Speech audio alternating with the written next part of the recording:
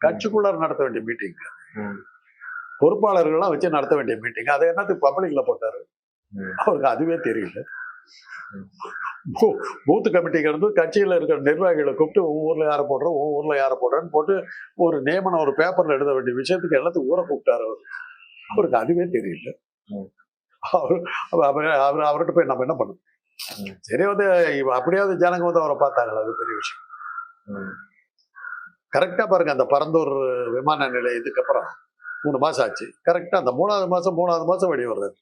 இந்த ஸ்பீட்ல போனாருன்னா ஒரு 20 வருஷத்துல கட்சி பெருசா வளர்ந்து பயங்கரமா 20 வருஷம் 3 மாசம் கணக்கு வச்சுட்டு போகணும். எல்லாம் பண்ணிட்டு வந்து ஒரு 20 வருஷத்துக்குள்ளார பெருசா வளரும். ஆனா அவர் தான் நம்புறாரு, என்னன்னா எம்ஜிஆர் அளவுக்கு பெரிய மாற்றத்தை ஏற்படுத்திடும் அப்படின்னு நம்புறாரு அவரு. நம்பிக்கை தான் வாழ்க்கை. யார் வேணாம், நம்பிக்கை தான் வாழ்க்கை. நீங்க கேட்கிற எல்லா கேள்விகளுக்குமே அவங்க என்ன சொல்றாங்கன்னா, எம்ஜிஆர் மாதிரி ஒரு மாற்றத்தை நிகழ்த்திடுவோம். எல்லாரும் எம்ஜிஆர் ஆயிட்டாக்க அப்புறம் எம்ஜிஆருக்கு என்னங்க தெரியாது?